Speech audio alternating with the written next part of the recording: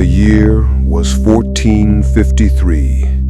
The world stood on the edge of a new age, where the echoes of the Middle Ages were fading, and the dawn of empires was breaking through the smoke of old wars. At the heart of this transition stood one city, Constantinople, the magnificent jewel of the Byzantine Empire. Its golden domes reflected the light of both east and west. Its streets whispered prayers in Greek and Latin, and its great walls had stood unbroken for 1,000 years. To many, it was the city of God. To others, it was the last obstacle to a dream that burned within a young and ambitious conqueror, Sultan Mehmed II of the Ottoman Empire. Mehmed was only 21 years old, but his mind was sharper than the edge of a sword. He had inherited not just a throne, but an obsession to take Constantinople and make it the capital of a new world. His father had tried and failed. His ancestors had dreamed but fallen short. But Mehmed believed he was chosen by destiny. He was called the Conqueror long before the city fell. To him, this was not merely war, it was prophecy. In the fading light of spring 1453, the thunder of drums echoed across the Bosporus. Ottoman camps stretched as far as the eye could see. Tents, banners, and the smoke of cooking fires forming a sea of red and gold. In the center of it all stood the young sultan, dressed in black armor, gazing toward the great walls that guarded Constantinople. Behind those walls, Emperor Constantine XI Palaiologos, the last Byzantine emperor, prepared for what he knew would be the empire's final stand. Constantine was no fool. He knew his city was dying. The Byzantine Empire had shrunk to little more than the city itself. Surrounded by enemies, abandoned by allies, it was a shadow of its former glory.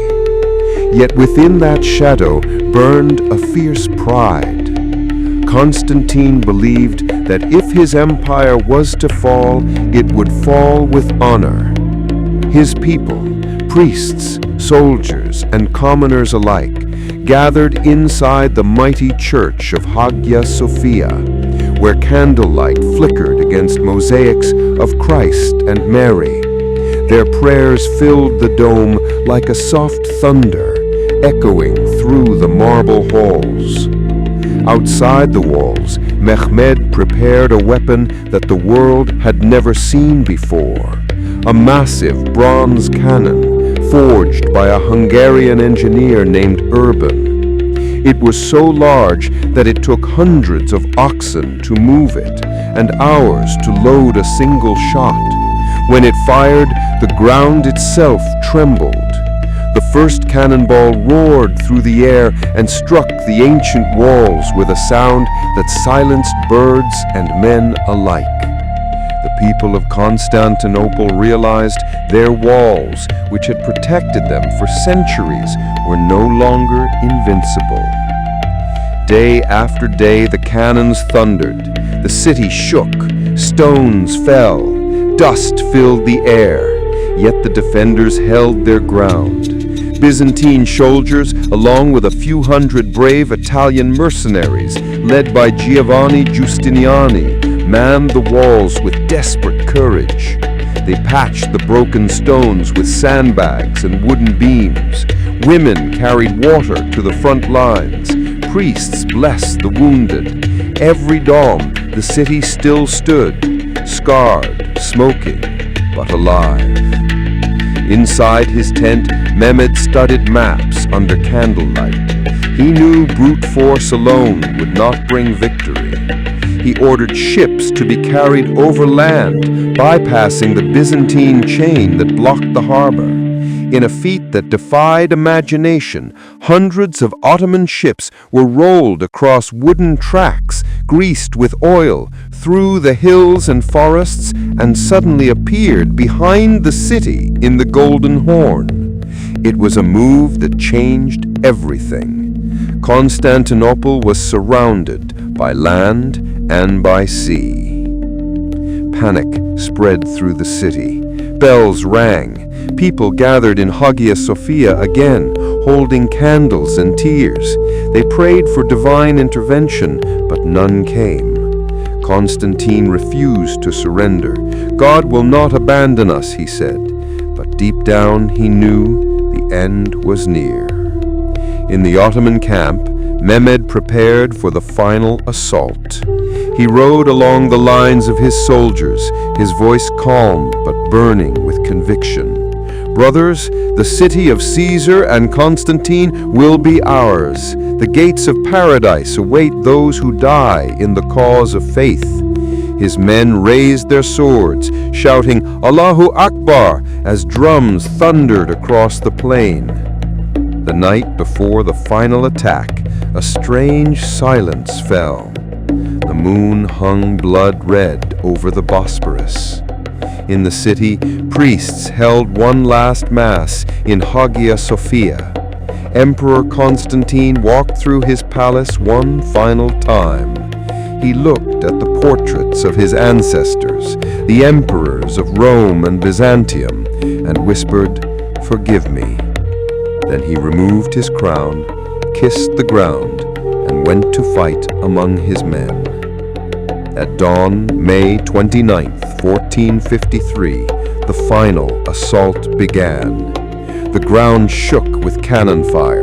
The air was filled with arrows, smoke, and screams. Waves of Ottoman soldiers crashed against the battered walls. The defenders fought like lions. Giustiniani was wounded but refused to retreat until blood loss forced him away. Without him, the defense began to crumble.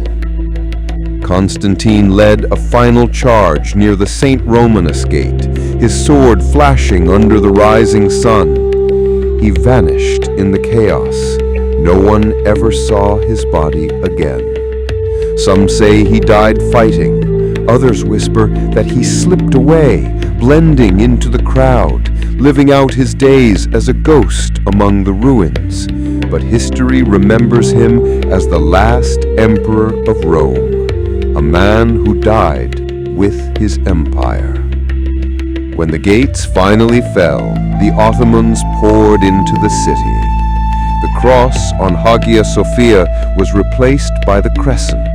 The call to prayer rose that day for the first time within its walls, echoing through the same dome that once heard Christian hymns. The Empire of Byzantium, that had lasted for more than 1,000 years, was no more. Sultan Mehmed II entered the city on horseback. He rode to Hagia Sophia, dismounted, and knelt in silence. He whispered a verse from the Quran, acknowledging both victory and fate. What is built by man is destined to fall. Only God endures. He ordered his soldiers to stop the looting, to protect the city, for now it belonged to a new age. Constantinople became Istanbul, the heart of the Ottoman Empire, a bridge between worlds. Centuries later, historians still debate the meaning of that day. Some call it the end of the Middle Ages, others the birth of modern history. But beyond the facts and the wars lies something deeper, the haunting beauty of destiny fulfilled. Two empires met on the edge of time, and one was reborn from the ashes of the other. And even now, if you walk through the old streets of Istanbul, beneath the shadows of Hagia Sophia and the remnants of the ancient walls, you can almost hear it, the faint echo of drums, the whisper of prayers and the clash of swords fading into the wind. Because some cities never truly die, they just change their name and wait. The rise and fall of Constantinople marked the end of one world and the beginning of another. But within every ruin, every cracked stone, lies a whisper, a secret buried in time. If you love uncovering the lost stories of history, like, comment, and subscribe to Secrets Buried in Time, because the past never stays silent. It only waits for those who listen.